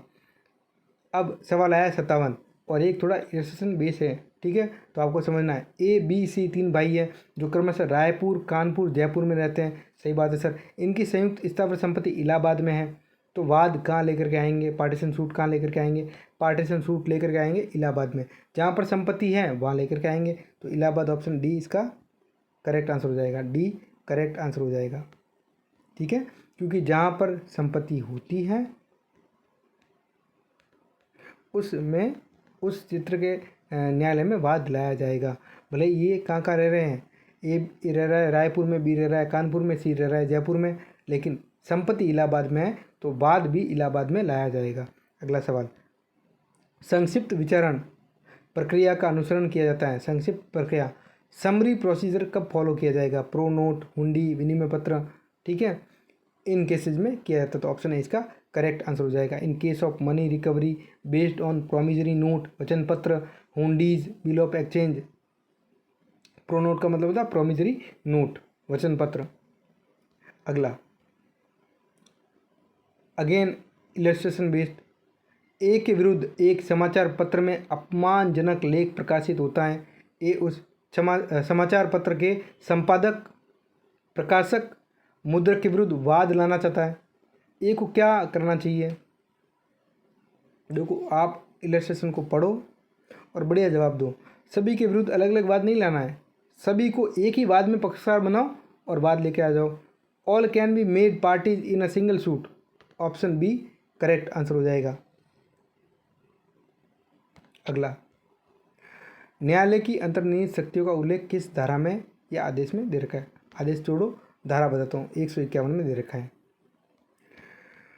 अगला सवाल, सिविल प्रक्रिया संहिता के आदेश 5 के अंतर्गत सम्मन निम्नांकित प्रयोजन के लिए जारी होता है। सम्मन 2 तरह से जारी होता है सर, ऑर्डर 5 में और ऑर्डर 16 में। आपने बोला ऑर्डर 5 में प्रतिवादी, हाँ प्रतिवादी, तो मैं कोई गलत बोलूँगा नहीं। ऑर्डर 16 सर आपने बोला था गवाह, हाँ तो सही बोला था, गवाह, गवाह के लिए होता था। अभी क्या पूछ रहा है ये? आदेश 5 के अंतर्गत सम्मन किन प्रयोजनों के लिए जारी किया जाएगा? प्रतिवादी के लिए, प्रतिवादी की न्यायालय में उपस्थिति के लिए, ऑप्शन है इसका करेक्ट आंसर हो जाएगा। अगला सवाल, अभिवचन से क्या अभिप्राय है? अभिवचन ये बहुत आ गया, तीसरी बार आ गया है। वाद पत्र और लिखित कथन। अगला सवाल, डिक्रिया निम्नांकित प्रकार की होती है। देखो, डिक्रिया तो प्रिलिमिनरी भी होती है, फाइनल भी होती है, पार्टली प्रिलिमिनरी पार्टली फाइनल भी होती हैं, तो 3 प्रकार होते हैं, तो उपरोक्त सभी इसका सही आंसर हो जाएगा। और भी सवाल, खूब सारे सवाल आपको मिलेंगे प्रैक्टिस में, टेलीग्राम चैनल पर खूब स्टडी मटेरियल मिल जाएगा, वहाँ पे ऑलरेडी पढ़ा है, ठीक है, ज्वाइन कर लो, लिंक डिस्क्रिप्शन में दे रखा है। वैध प्रतिनिधि सेक्शन बता देता हूँ, सेक्शन 2 सबसेक्शन 11 में दे रखा है, जो व्यक्ति मृतक की संपदा का प्रतिनिधित्व करता है, जो विधि की दृष्टि में मृतक की संपदा का प्रतिनिधित्व करता है उसको बोलते हैं वैध प्रतिनिधि, लीगल रिप्रेजेंटेटिव, सेक्शन 2 सबसेक्शन 11। अगला, मध्यवर्ती लाभ का अर्थ क्या है? मध्यवर्ती लाभ का अर्थ क्या है? ऐसा लाभ जो संपत्ति पर दोषपूर्ण कब्जा रखने वाले व्यक्ति को वस्तुतः प्राप्त हुआ हो या फिर वह मामूली उद्यम से प्राप्त कर सकता था, ठीक है, लेकिन उसने नहीं किया, तो ये होता है मीन प्रॉफिट का दे रखा है, सेक्शन 2 सबसेक्शन 12 में दे रखा है।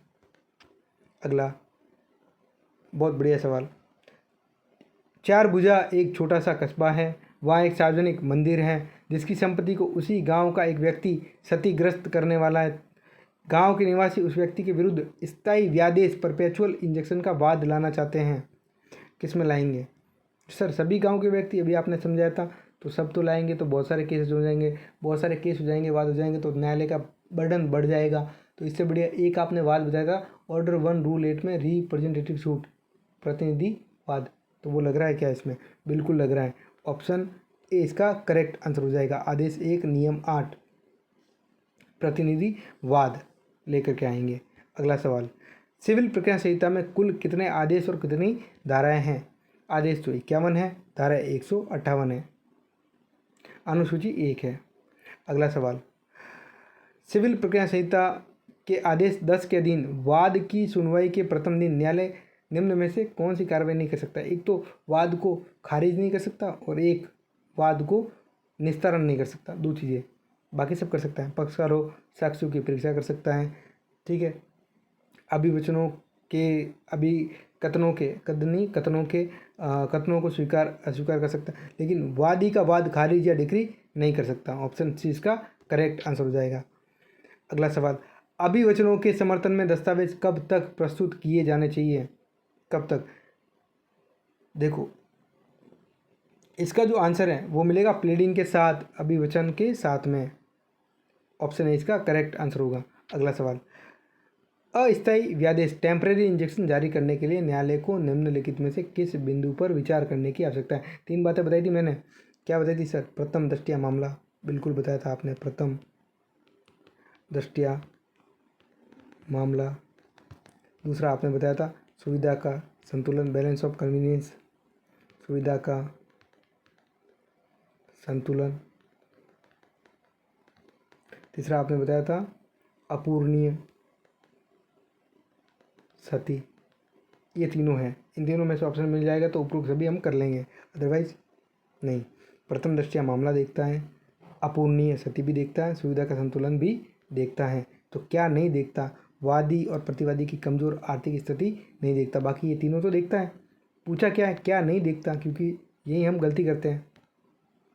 यहाँ पूछा है क्या नहीं देखता, तो वादी की और प्रतिवादी की कमज़ोर आर्थिक स्थिति को नहीं देखता है। सवाल नंबर 71, वाद पद यानी कि इश्यूज निम्नांकित प्रकार के होते हैं। भाई विधि संबंधी भी हो सकते हैं, तथ्य संबंधी भी हो सकते हैं, या फिर मिश्रित भी हो सकते हैं, तो ऑप्शन सी इसका करेक्ट आंसर हो जाएगा।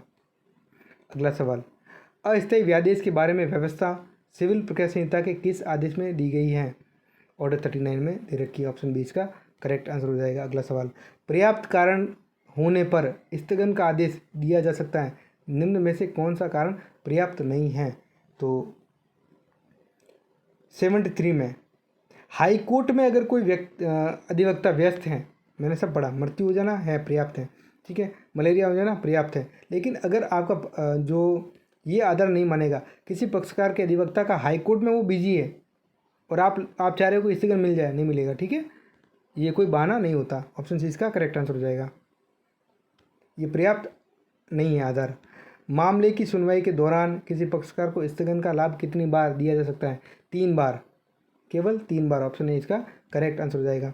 75, डिक्री के निष्पादन में कुर्क एवं विक्रय की जाने योग्य एवं नहीं की जाने योग्य संपत्ति का उल्लेख सिविल प्रक्रिया संहिता की किस धारा में दिया गया है? तो ये दे रखा है धारा 60 में दे रखा है, सेक्शन 60 में दे रखा है, तो ऑप्शन ए इसका करेक्ट आंसर हो जाएगा। मृतक पक्षकार के वैध प्रतिनिधियों को अभिलेख पर लाने के लिए अधिकतम समयावधि कितनी हैं। तो ये ऑर्डर सर 22 है। हालांकि 1 घंटा हो चुका है, लेकिन अब बस बहुत कम टाइम रहा है और आपका ये पूरा हो जाएगा CPC वाला रिकॉर्डेड क्लासेज, ये पूरा हो जाएगा लेक्चर। तो 76 क्या कह रहा है, ऑर्डर 22 की बात कर रहा है। यदि कोई वादी या प्रतिवादी में से कोई मर जाता है तो उनके लीगल रिप्रेजेंटेटिव को रिकॉर्ड पर लाना है। तो रिकॉर्ड पर कैसे लेकर के आओ, कितना समय अवधि दे रखा है। तो देखो ये दे रखा है 90 डेज का पीरियड। ऑप्शन सी इसका करेक्ट आंसर हो जाएगा। अगला, वादी द्वारा वाद वापस ले लिए जाने पर क्या वादी उसी वाद कारण यानी कि कॉज ऑफ एक्शन पर पुनः नया वाद ला सकता है, यदि हाँ तो कैसे। तो पहली बात तो सेम कॉज ऑफ एक्शन को लेकर के नहीं ला सकता, और दूसरी बात अपनी स्वेच्छा से नहीं ला सकता। क्या क्या सवाल क्या पूछा गया है, वादी द्वारा वाद वापस ले लिए जाने पर क्या वादी उसने विड्रॉ किया, फिर वादी उसी वाद कारण पर पुनः नया वाद ला रहा है, ठीक है, कैसे लेकर के आता है। न्यायालय की पूर्व अनुमति से लेकर के आएगा।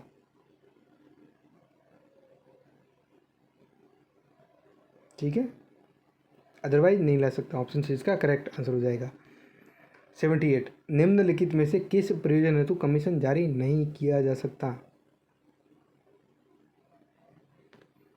साक्षी की परीक्षा के लिए किया जाता है, लेखों की परीक्षा के लिए, बंटवारे के लिए भी होता है, लेकिन पति पत्नी की के बीच दाम्पत्य अधिकारों की पुनर्स्थापना के लिए, जो कि सेक्शन 9 में दे रखा है, Hindu marriage act HMA 1955, Hindu विवाह अधिनियम 1955 की धारा 9 में जो दे रखा है दाम्पत्य अधिकारों की पुनर्स्थापना, रेस्टिट्यूशन ऑफ कॉन्जुगल राइट, उसके लिए कमीशन जारी नहीं होता है। ऑप्शन बी करेक्ट आंसर हो जाएगा। 79 निर्णय से पूर्व प्रतिवादी की गिरफ्तारी एवं संपत्ति की कुर्की, अरेस्ट और अटैचमेंट बिफोर जजमेंट होना चाहिए, ठीक है। निर्णय पूर्व गिरफ्तारी और निर्णय पूर्व कुर्की कहाँ दे रखा है, ऑर्डर 38 में दे रखा है, चेक कर लेना आप, ऑर्डर 38 में दे रखा है। निर्णय पूर्व गिरफ्तारी, अगर लगता है कोर्ट को निर्णय आने से पहले भाग जाएगा, पक्षकार भाग जाएंगे, तो उस पक्षकार को गिरफ्तार किया जा सकता है, ठीक है। प्रतिवादी को गिरफ्तार किया जा सकता है अगर लगता है कि वो फरार होने की आशंका में है, ठीक है। और उसके बाद में अगर उसको लगता है कि वो प्रॉपर्टी को डिस्पोज ऑफ कर लेगा तो फिर अटैचमेंट भी कर सकता है कोर्ट। तो 79 का आंसर हो जाएगा। कब नहीं कब देगा आदेश, नहीं देगा अगर वो किसी लंपट महिला, लंपट मतलब बेवकूफ़ महिला से शादी करता है तो ऑप्शन सी इसका, भले ही कराना, इससे क्या फ़र्क पड़ता है, ये कोई ग्राउंड नहीं है। तो ऑप्शन सी इसका करेक्ट आंसर हो जाएगा। सवाल नंबर 80 प्रतिवादी को सुनवाई का अवसर दिए बिना अनुदत्त अस्थायी व्यादेश एक्स पार्टी टेम्परेरी इंजेक्शन एक तरफा दिया गया आदेश TI का के मामलों में आवेदन पत्रों का निस्तारण कब तक किया जाना चाहिए, कब तक कर दिया जाना चाहिए भाई, ये तो 30 दिन के अंदर अंदर कर दिया जाना चाहिए। ऑप्शन बी इसका करेक्ट आंसर हो जाएगा। अगला सवाल, वादग्रस्त संपत्ति की रक्षा के लिए न्यायालय द्वारा नियुक्त व्यक्ति को क्या कहा जाता है। वादग्रस्त संपत्ति की रक्षा के लिए न्यायालय द्वारा नियुक्त व्यक्ति को प्रापक कहा जाता है, रिसीवर कहा जाता है ऑर्डर 40 में, ठीक है, रिसीवर कहेंगे। अगला, रिसीवर कौन होता है, न्यायालय का अधिकारी होता है, बिल्कुल सही बात है, ऑप्शन है इसका करेक्ट आंसर हो जाएगा। अगला, निम्नांकित में से कौन सा व्यक्ति निर्धन व्यक्ति की परिभाषा में नहीं आता है, कौन सा नहीं आता है, पहले तो कौन सा आता है, जिसके पास में न्यायालय शुल्क देने के लिए पर्याप्त साधन है, वो नहीं आता, वो नहीं आता है। तो ऑप्शन ए इसका पहले मेरे को सही दिख रहा है, अगर कोर्ट फीस देने का नहीं होता तो फिर वो इंडिजेंट पर्सन होता, ऑर्डर 33 में दे रखा है, आदेश 33 में, जो कोर्ट फीस नहीं दे सकता या जहाँ कोर्ट फीस प्रेस्क्राइब्ड ही नहीं है वहाँ पर उसके पास में 1000 रुपये से ज़्यादा की अचल संपत्ति नहीं है, ठीक है। तो एक ये, लेकिन जो पर्याप्त शुल्क, जिसके पास में पर्याप्त साधन है, मीन्स है, तो फिर ऑप्शन ए इसका करेक्ट आंसर हो जाएगा। वो व्यक्ति निर्धन व्यक्ति नहीं माना जाएगा। अगला 84, किस आधार पर सेकंड अपील ग्राह्य यानी कि मेंटेनेबल नहीं होती है? तो 84 में आंसर हो जाएगा, ये तथ्य के किसी प्रश्न पर मेंटेनेबल नहीं होती, क्योंकि ये विधि के प्रश्न पर होती है, हमेशा ध्यान रखिएगा। ठीक है, अगला सवाल, किसी आदेश से की गई अपील में पारित किए गए आदेश से की गई अपील, आदेश से एक ही बार अपील होती है, आदेश से जनरली अपील होती भी नहीं है, लेकिन आदेश उन्हीं आदेशों में अपील हो सकती है जो सीपीसी में लिस्ट किए गए हैं।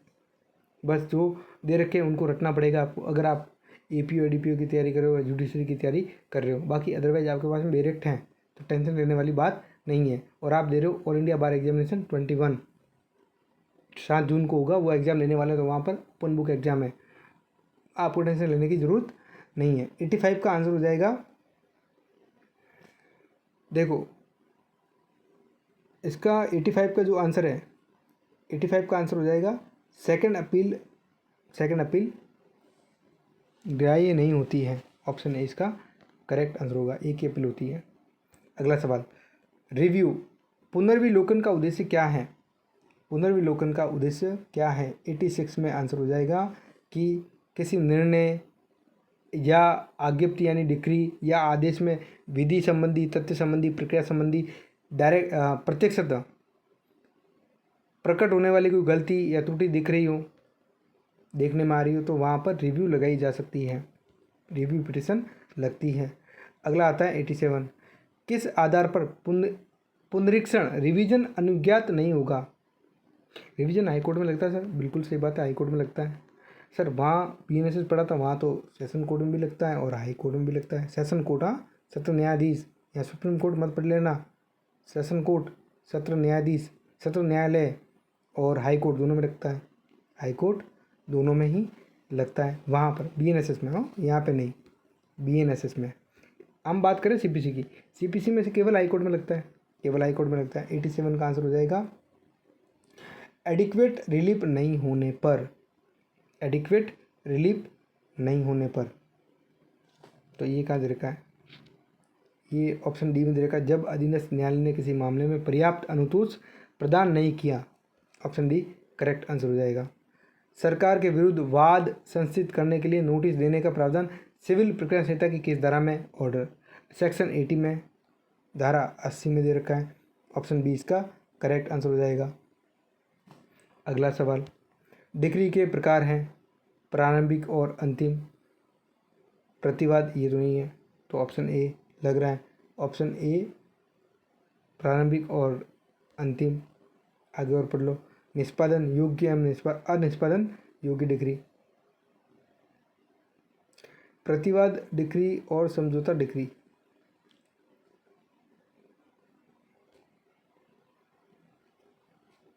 तो देखो डिग्री के कितने प्रकार है? डिग्री के तो केवल 3 ही प्रकार है, तो मेरे को यहाँ पे इसको काटो, ये समझो। एक तो होती है प्रारंभिक, सर प्रारंभिक प्रिलिमिनरी डिग्री, दूसरी होती है अंतिम, हाँ अंतिम भी होती है सर। एक पार्टली प्रिलिमिनरी और मतलब भागत प्रारंभिक और भागत अंतिम, ये 3 होते हैं। ठीक है, बस हो गया।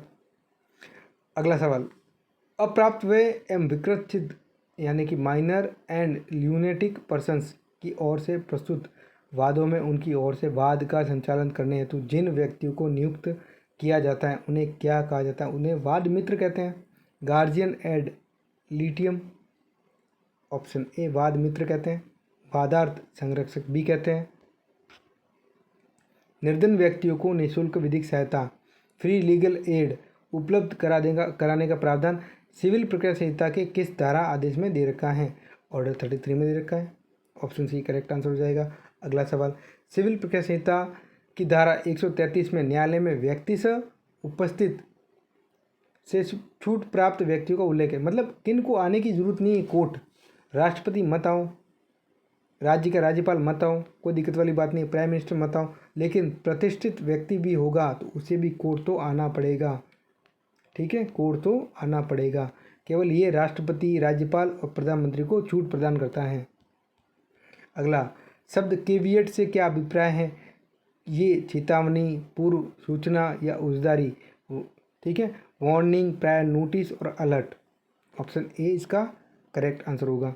अगला, वाद में निम्नांकित पक्षकार होते हैं। अब ये तो क्या सवाल, वादी प्रतिवादी क्या होते हैं? वादी और प्रतिवादी। तो क्या सर ये वादी प्रतिवादी, मेरे दिमाग में एक और बात आ रही है कि प्रार्थी और अप्रार्थी भी होते हैं। हाँ हो सकते हैं, लेकिन जनरली वाद में वादी और प्रतिवादी होते हैं, प्रार्थना पत्र में प्रार्थी और अप्रार्थी होते हैं। कई बार क्या होता है, हम गलत भी जा सकते हैं। ये प्रार्थी अप्रार्थी कहाँ होते हैं? ये आवेदन पत्र में होते हैं, प्रार्थना पत्र में होते हैं, एप्लीकेशन में होते हैं। लेकिन बात की जा रही है वाद में, तो वाद में वादी और प्रतिवादी ही होते हैं, दो पक्षकार। वादी वाद पत्र लेके आता है, आदेश 7। प्रतिवादी लिखित कथन लेकर आता है, आदेश 8। अगला सवाल, प्रांग न्याय के सिद्धांतों का मुख्य उद्देश्य क्या है? वादों की बहुलता को रोकना, सही बात है। एक ही वाद कारण पर एकाधिकार वाद लाने से प्रभावित करना, रोकना, ठीक है। न्यायालय के विनिश्चय को अंतिम रूप प्रदान करना, तीनों लैटिन की मैक्सिम दे दी, तीनों। पहली दे रखी है कि मुकदमेबाजी का अंत हो, इंटरेस्ट रिपब्लिका उड सिट फिनिश लिटियम। सेकंड दे रखा है, सेम कॉज ऑफ एक्शन के लिए दो बार प्रेशर नहीं करना, नेमो डेबिट बिज भिक्सारी प्रो उनाउट इडियम कॉजा। तीसरा, न्यायालय के विनिश्चयों को अंतिम रूप प्रदान करना, तो रेस जुडिकाटा प्रो वेरिटेट ऑक्यूबिटर। ऑप्शन तीनों सही है, डी करेक्ट आंसर हो जाएगा। अगला सवाल, इंटर प्लीडर सूट से क्या अभिप्राय है? देखो समझना, जैसे ये व्यक्ति आप हो, ये आप हो, ठीक है, और आपके पास में एक व्यक्ति मैं मेरी बात करता हूँ, मैं आपके पास में सामान रख लेता हूँ, कुछ ऐसे संपत्ति के दस्तावेज हो गया, नकद हो गया या सोना हो गया, ठीक है। अब मान लो खुदा ना खास्ता ऐसा ना हो, लेकिन ऐसा हो जाता है कि मेरे साथ ऐसा हो जाता है, मेरी हो जाती है, या मान लो इसको किसी और पक्षकार को ले लो, ये मैं भी अपने मुंह से अच्छी नहीं बोल पाऊँगा। ये ए व्यक्ति है और ये बी व्यक्ति है। बी व्यक्ति ने ए के पास में सोना रखा, संपत्ति के दस्तावेज रखे और उसको बोला कि तू अपने पास में संभाल के रखना। बाद में बी की हो जाती डेथ, बी मर जाता है, ठीक है, बी मर जाता है। अब ए के सामने आते दो व्यक्ति वारिस बन के बी के, एक एक्स होता है, एक वाई होता है। अब दोनों कह रहे हैं अलग अलग क्लेम कर रहे हैं। एक बोल रहे हैं, एक्स बोल रहा है मैं वारिस हूँ बी का, वाई बोल रहा है मैं वारिस हूँ बी का। अब ए जाए तो जाए कहाँ, करे तो करे क्या? ये क्या बोलेगा ए? ये कह रहा है कि मैं अगर एक्स को दे देता हूँ और मालिक वाई निकला और वाई को दे दूँ और असली हकदार ए निकला तो इस झंझट से दूर बाहर आने के लिए ए एक वाद दायर करता है, जिसे कहते हैं ये इंटरप्लीडर सूट, अंतराभिवचनीय वाद, जो दे रखा है सेक्शन 88 में, सेक्शन 88 में, ऑर्डर 35 में दे रखा है, धारा 88 में और आदेश 35 में दे रखा है। ये दो प्रतिवादियों के बीच में होता है, तो 96 में आंसर हो जाएगा। देखो, ऐसा वाद जिसमें वादी स्वयं सम्मति का मालिक होने का दावा करता है, ये तो नहीं है। ऐसा वाद जिसमें केवल सरकारी संपत्ति, ये भी नहीं है। ऐसा वाद जिसमें दो या अधिक पक्षकार किसी संपत्ति पर दावा करते हैं और वादी उस संपत्ति में कोई हित नहीं रखता है, तो ऑप्शन सी करेक्ट आंसर होगा। बहुत बढ़िया आंसर है इसका, करेक्ट आंसर है ये, ठीक है। हाँ, अनलेस कि वो खर्चे कि उसने जो सामान रखा, कैश, नकद, गोल्ड वगैरह सब, उसने जाके बैंकर में रख दिया, लॉकर में, बैंक में लॉकर में रख दिया, लॉकर का खर्चा आ रहा है 1000 रुपये महीने, अब वो कौन देगा? वो कोर्ट दिलाएगा इससे, ठीक है। 97 सीपीसी की धारा 10 किस सिद्धांत संबंधित? 10 और 11 दोनों पढ़ना जरूरी है। 10 बात करता है स्टे ऑफ सूट, रेस्ट सब जुडिस, और 11 बात करता है रेस्ट जुडिकाटा, प्रांग न्याय का सिद्धांत। लंबित वाद दे रखा है धारा 10 में, ठीक है। इसमें भी फॉर्मर सूट होते हैं, सब्सिक्वेंट सूट होता है। दोनों सूट जो हैं वो इंस्टीट्यूट हो जाएंगे, लेकिन court shall not be trial, मतलब ट्रायल नहीं करेगा, सेल शब्द का यूज हुआ है, तो ट्रायल नहीं करेगा, विचारण नहीं करेगा, ठीक है। अच्छे से ये मैंने इस पर डिटेल में वीडियो बना रखा है, आप चाहे तो सीपीसी की प्लेलिस्ट में जाकर के देख सकते हो। अगला सवाल, प्रथम अपील सीपीसी की किस धारा में दे रखी है? 96 में दे रखी है। ऑर्डर 41 में दे रखा है। ऑप्शन ए करेक्ट आंसर हो गया। अगला, न्यायालय की अंतर्निहित शक्तियाँ कहाँ दे रखी है? ये धारा 151 में दे रखा है, ऑप्शन बी में। और लास्ट अंतिम सवाल, सीपीसी यानी कि सिविल प्रक्रिया संहिता के अनुसार डिक्री से क्या अभिप्राय है? ये मैंने बता दिया। ये formal expression of adjudication by a civil court which conclusively determines the right of the parties in the matter of controversy या डिस्प्यूट। किसी दीवानी न्यायालय द्वारा औपचारिक अभिवेचन न्याय निर्णयन की प्रारूपिक अभिव्यक्ति जो वाद में के विवादित विषय पर अंतिम रूप से पक्षकारों के अधिकारों का निस्तारण या अवधारण करती हूँ। तो ऑप्शन ए इसका करेक्ट आंसर हो जाएगा। डिग्री कहाँ दे रखी है? सेक्शन 2 सबसेक्शन 2 में दे रखा है। ठीक है, डिग्री की परिभाषा। तो ये आपके 100 सवाल हो गए और सीपीसी हो गई है समाप्त। और सीपीसी को अच्छे से समझाया डिटेल में। आपको बहुत सारे सवाल मिलेंगे प्रैक्टिस के लिए और वो आपको टेलीग्राम चैनल पर मिल जाएंगे, जिसकी लिंक मैंने डिस्क्रिप्शन में दे रखी है। वो आप ज्वाइन कर लो टेलीग्राम चैनल, वहाँ आपको स्टडी मटेरियल मिलेगा। ये पीडीएफ मिल जाएगी विथ आंसर और विथ एक्सप्लेनेशन मिल जाएगी, फ्री ऑफ कॉस्ट मिलेगी। ठीक है, दूसरी बात, और शाम को इवनिंग में हम लाइव क्लासेस चलाएंगे। तो लाइव क्लास शाम को रहेगी और रिकॉर्डेड क्लासेस आपको अर्ली मॉर्निंग मिलती रहेगी। व्हाट्सएप ग्रुप में अगर आप जुड़ना चाहो तो व्हाट्सएप ग्रुप के भी नंबर डिस्क्रिप्शन में दे रखे हैं। अब आप बात करते हो कि पैटर्न क्या रहेगा सर? पैटर्न आएगा, सीधी सी बात है कि अभी बीसीए वाले तो बना रहे पेपर, पता नहीं कैसे बना रहे हैं, अलग तरीके से ही बना रहे हैं। ध्यान रखना, पेपर पे मत जाना आप, सीधी सी बात है। 50 सवाल बहुत ईजी आएंगे, 50 सवाल बहुत टफ आएंगे। मतलब टफ नहीं आएंगे, मतलब वो ऐसे लेंथी आएंगे। ठीक है, टफ तो आते ही नहीं है, लेंथी आएंगे और घुमा के आएंगे। ठीक है, अगर आपके कॉन्सेप्ट क्लियर हैं तो आपके सवाल अच्छे से हो जाएंगे। मैं कहता हूँ आप 10 नंबर की जीपीसी है। ठीक है, आप टारगेट रखो कि मैं कितने सवाल सही कर सकता हूँ, 6-7 पूरे नहीं करने हैं। टॉपर तो बनना ही नहीं है, इसमें रैंक नहीं लानी है। ठीक है, इसमें इसको क्वालिफाई करना है। एक ये ट्रिक को ध्यान में रखना मेरी। और ज्वाइन कर लो टेलीग्राम चैनल, इसमें अजर्सन रीजन वाले सवाल आपको मिल जाएंगे। खूब प्रैक्टिस करो, क्योंकि जब कॉन्सेप्ट क्लियर हो जाएंगे और जितनी आप प्रैक्टिस करोगे अजर्सन रीजन की, कथन कारण वाले सवालों की, उतनी आपके एग्ज़ाम में पॉसिबिलिटी बन जाएगी। भाई वैसे तो बननी है, आप पास हो जाओगे, बिल्कुल पास हो जाओगे। पॉजिटिव माइंड सेट के साथ में कोई भी काम करो, साला वो अगर क्लियर ना हो तो देखो फिर क्लियर होगा ही होगा। ठीक है, पॉजिटिव माइंड सेट के साथ में काम करो। 101% आपका एआईबी में सिलेक्शन होना ही है। ठीक है, चलिए, और हम अभी विदा लेंगे। ये क्लास पूरी हो चुकी है और अगली क्लास में मिलेंगे नई सब्जेक्ट के साथ में। तब तक के लिए धन्यवाद।